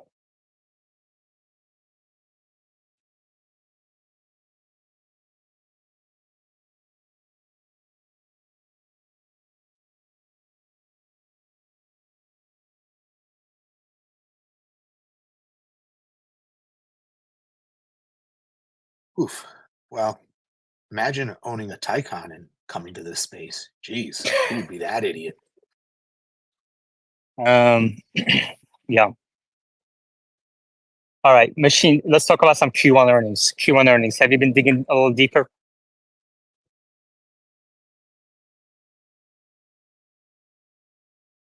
Are you eating your second round of Popeyes? No, I haven't dug deeper. I've just seen some estimates around 50 cents, some below, probably some above. So I'm just expecting something around that. I mean, obviously there's always variabilities quarter to quarter. If they recognize FSD revenue, there's going to be more energy recognized. So I don't, and there's people speculating free cash flow might be negative. I have not done any modeling this time around. Maybe I'll get to it. But I don't know. What are your thoughts? Yeah, I think free cash flow negative is probably is very likely, and I think it's okay. And I think that the probability of Tesla missing earnings in Q1 is also high. I'm going to dig a little deeper this weekend and publish an article, and we'll take it from there. But I think it's okay. I mean, Q1 is behind us now. We're in Q2. But is Q2 okay? I think Q2 should be better. Like energy is ramping. Deliveries should be higher in Q2 than Q1. Model 3 production is ramping, but at the same time, it's not going to be that much better. It also depends a lot on how FSD is going to progress throughout the Q2, so we don't know. Yeah, I mean, for sure, delivery should be higher. It seems like it's not clear on Model Y what the ASP move is going to be, because it seems like I haven't paid full attention. Thank God there's Troy. But like there's been some, they raised the list price overall, but then there's been more inventory cuts. And then I think Sawyer just tweeted yesterday something about like the 7-seater getting a price cut. I'm just curious. That's a small number, but I think do you think inventory discounts this quarter so far is higher than Q1? I think Q1 discounts have been. Again, that's what I'm saying. I don't pay attention to that level of detail. I couldn't tell you. Yeah. Right. But I just noticed it's not seeming like ASPs are going up. Do you think ASPs are going to go up in Q2, excluding Cybertruck? I don't know. Let me just ask me after I work on this article this weekend, and then we can chat about it some more. Habib? A question about potential FSD licensing, if that's okay. Yeah. What do you think? I guess this goes to the speaker board. Maybe Omar will chime in on this one. What could the FSD licensing agreement in the future look like? Do you think it would be where the manufacturer would have to pay Tesla directly for it, or it would be something where Tesla could charge the end consumer, whatever vehicle they're in, per mile that they use it, or something like that?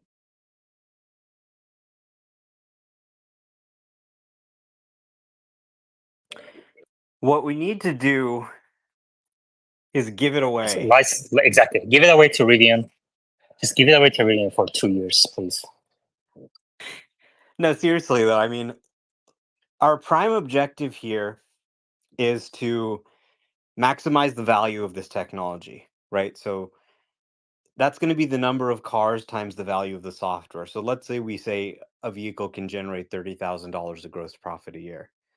If there's 4 million vehicles instead of 2 million vehicles, then we double that, right? So what we want to do is tell people, look, just pay us for the FSD computer. Let's say the FSD computer costs $2,000. So just pay us $2,000 for the computer, and that's, maybe pretty close to our cost, or, maybe you give a little bit of a markup, but pretty close to the cost. Put the computer in the car. We'll give you the active safety features for free.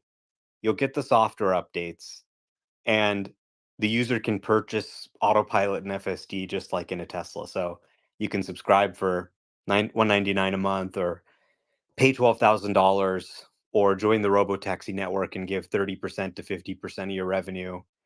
And then you just have more data coming in. You have a larger number of cars that are compatible. And if you launch a ride sharing network, the average wait time is going to be as low as possible. That is really the key thing for a ride sharing service. What you need is consistent and reliable sub 5-minute wait times across the country.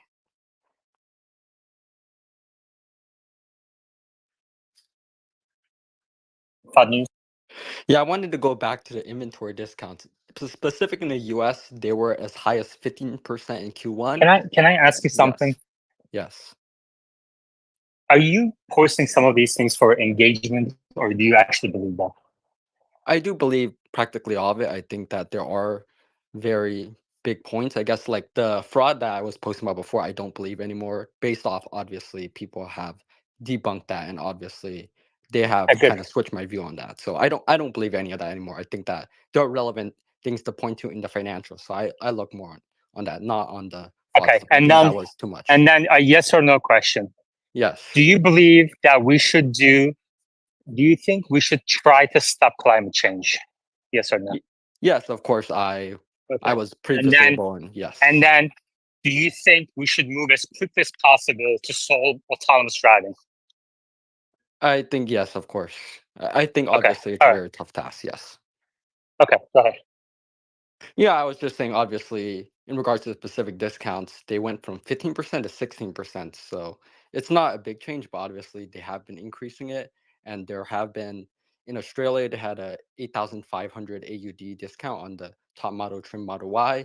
And in regards to Korea, they launched the Model 3. I think it went up to there were discounts as much as 40% in Korea in one model. So that was also very frightening. And obviously, we do know from past trends that Thursdays are the most likely. I don't know why, but they tend to do discounts on Thursday nights, and today is a Thursday night. And if we recall, today is the 11th, and I believe that in January they had a discount on the 12th. So we could see big changes today. So that's something to watch out for. Okay, Greg. Is it too late to comment on Rivian? No, it's never too late. We can make this space about Rivian. Okay. Investors have to be very, very careful, okay? There's a big difference between a debate about Tesla and a debate about Rivian. I don't have the exact numbers in front of me, Yaman, so please don't kill me. But I believe Rivian raised roughly $12 billion in the initial IPO. They then did a subsequent convertible note, I believe was around $2 billion, followed up by another $1.5 billion. So a rough estimate is that they raised $15 billion in cash. There's only $7 billion left. They started this Georgia plant before the first plant was ramped, and they're spending a lot of time building delivery.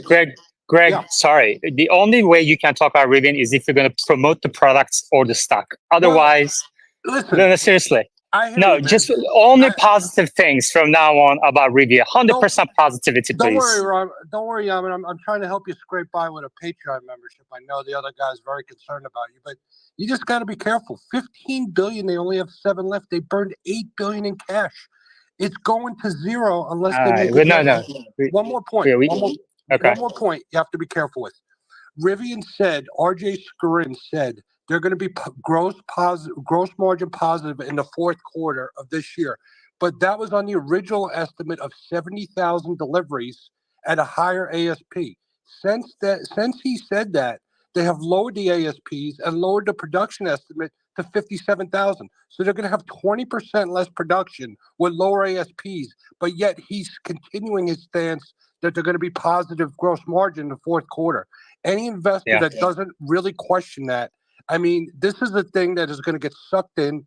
And I agree with Machine that if they don't go bankrupt, your best case scenario is there's going to be a massive dilutive event if they're going to try to get a new platform up and running while they're losing money everywhere else. So that's what I had to say. Omar. You know, if you look at RJ Scaringe's Twitter page, not one controversy. One of the most amazing Twitter pages I have ever seen. Everybody loves him. Republicans love him. Democrats love him. It's very bullish, I have to say. Yeah, I'm feeling the love. David Scadlin. Hey, I'm just curious, like, if what Elon is predicting with the robo-taxis and the humanoid robots, I mean, he's basically predicting that this company could take over the entire workforce, take over every worker. And I'm just curious, like, what will that do to the stock? If what he says comes true, like, as a stockholder, I'm seeing that. I'm like, wow, that sounds amazing. But I don't quite understand, like, how that materializes in actuality. Like, not that I'm doubting it'll happen. I don't know how immense of an effect is that going to have on the stock in like actuality.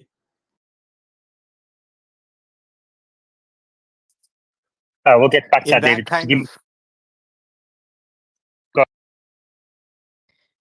In that kind of world, there is no stock market anymore.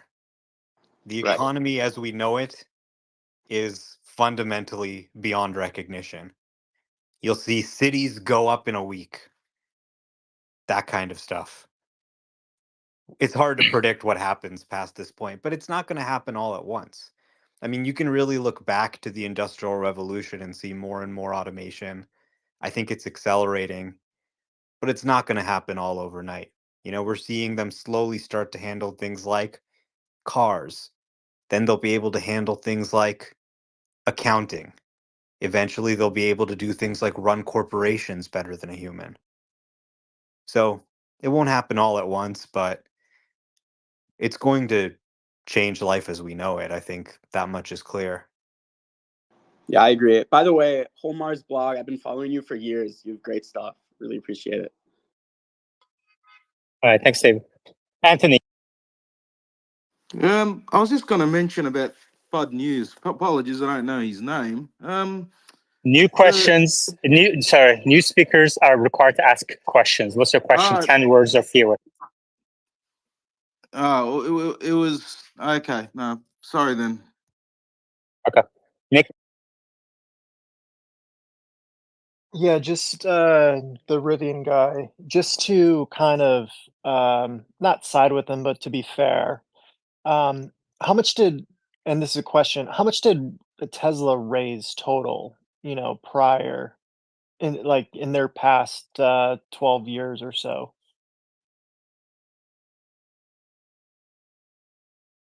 I don't have that number handy, but you mean over the last 12 years, like since they went IPO?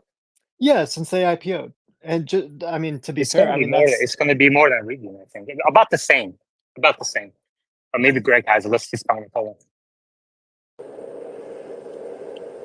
Greg. With all due respect, it doesn't matter because Tesla never burned through But Greg, do you have the number or no? The numbers are relevant. Okay, you don't have it. I just need to know. Yeah, I mean, I agree with what he said, but I think it's gonna be about the same. If I'm just kind of off the cuff, I don't know the exact numbers. Omar, do you know off the top of your head?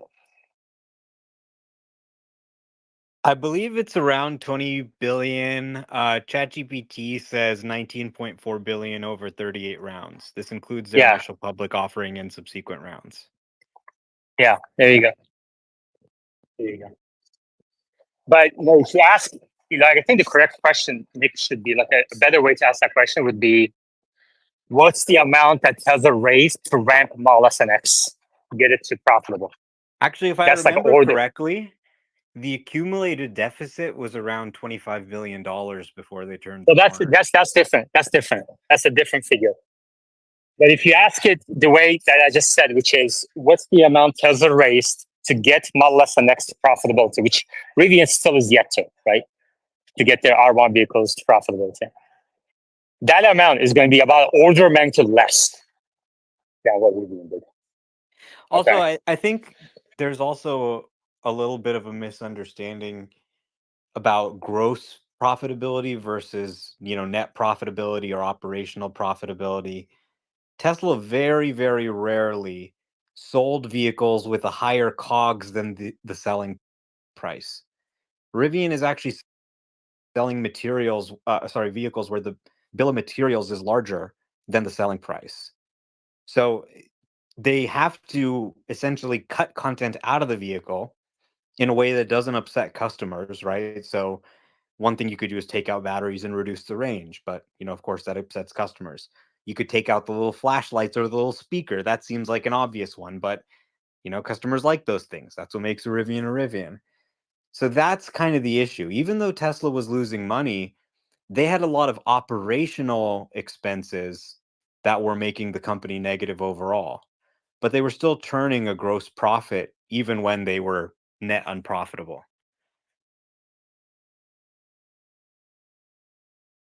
Yeah. All right. Yeah. By the way, like I was warned about yesterday's space. The host said, which I don't quite understand why, but apparently they don't make comparisons between Tesla and Rivian. Like, don't contrast the two companies. Like, which Nick, like the question Nick just asked, would apparently not be okay. Okay, I won't. And so the difference is between having a gross profit that's negative and a total profit that's negative is if you have a vehicle that has a positive gross profit and your operational expenses are relatively fixed, you can simply increase sales and the gross profit could potentially cover your operational expenses and then you're positive. But if your gross profit negative, and by the way, Rivian says we're going to be gross profit positive by Q4. So that will be an important milestone if they're actually able to reach it. But I mean, look at the vehicle market around the world. Prices are imploding in most major markets, really. So that, how do you, like, he had a gulp when he said on TV that they were going to be gross profit margin profitable because, I mean, prices are going down. It gets harder and harder to achieve that positive gross profit. But, if you have a negative gross profit and you actually scale up sales, then you actually lose more money than before. Right? So it's the opposite situation. So that's kind of why they're keeping production flat as well, too. I think another way to look at this is that Tesla, in my opinion, did not build Shanghai until Fremont was profitable. So they basically took some of the profits and the EV credits from Fremont to build Shanghai. And then when Shanghai was very profitable, they took some of that money to build other factories. What Rivian did was they said, look, we're gonna do a delivery vehicle to the R1T, the R1S all at once, and then we're gonna build a second factory before the first factory is anywhere near profitability. And in my mind, that's what's really going to be the big problem. What are they going to do in Georgia? Greg.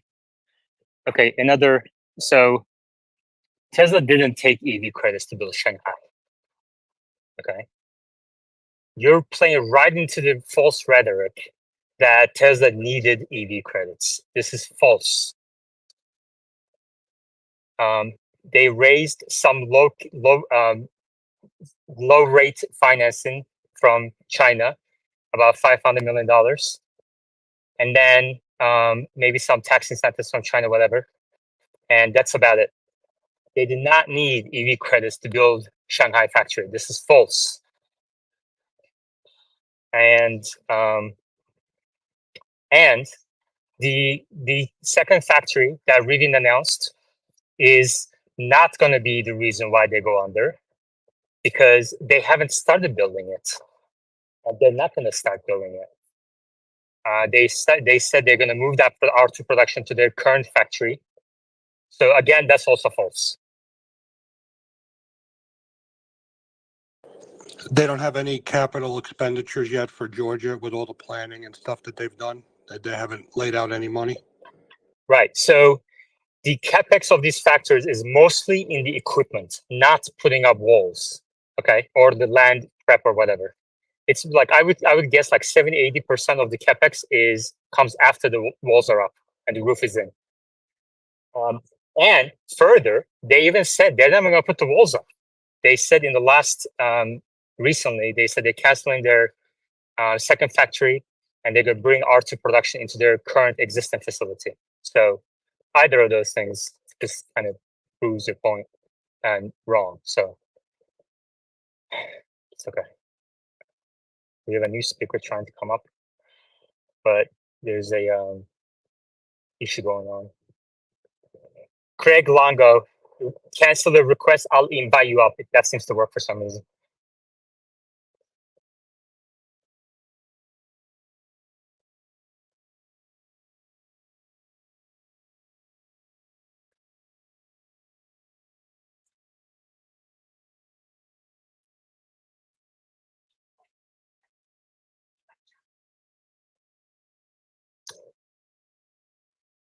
Anyway, any other questions, comments? But do you do Q1 earnings analysis at all? I just look at the basic stuff. Obviously, I don't have any forecasting right now. I do look at people's specific income statements, and I guess like I do look at how they derive specific numbers. I think most of them are a bit too optimistic on energy. That's the part I disagree on most, but I do think that they could see a big surprise on FSD. That's mainly what I'm worried about. I think as a bear, I'm mostly scared that I guess like if they can get L2 ADAS and they can get high take rates with their FSD and expand it worldwide, I think that could definitely be a big catalyst. That's my biggest worry. I'm not really worried about the robotaxi segment. I think that might be a bit overhyped, but that's my current perspective on that. I think Q1 earnings, obviously, I think there is a big focus on that, but we also see that Q2 there do seem to be worrying signs that I see currently. Thanks. What do you think is going to be the lowest price that Tesla sees this year? Tesla stock sees this year. It could be 100 if things go bad. I think obviously they still have the robotaxi, that announcement on or unveil on 8/8. So it mainly does depend on that. I think that obviously based off obviously if we were just looking at deliveries reported for Q1, we might have seen closer to, let's say, 150, obviously because it was at the higher range before. But obviously I think the robotaxi unveil is going to help boost the stock temporarily, and I think that obviously even after unveil, if it's disappointing, I don't see it coming down significantly until the entire, let's say, the story of 2024 is disappointing, and then let's say in 2025 when they do the ER and they announce that 2025 their delivery is also going to be notably lower, I think that's going to harm them significantly. Great. Yeah, I really appreciated the fact that you brought a couple of good data points the other day, and I think it's good to have you on the speaker board. And I think you mean well. So that's the most important. All right. Anything else? Otherwise, we can call it a day and continue tomorrow. It's a beautiful day. I saw a couple of Cybertrucks today. Wes, anything else on your mind?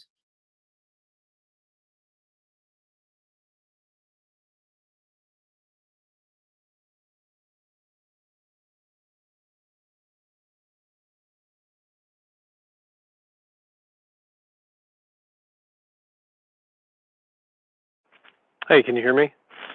Yeah. Cool. I'm just mainly focused on FSD and critical disengagements and understanding where those are happening. And if there's any video that anybody wants to point me at, feel free to, because I'll take a look at it. Okay.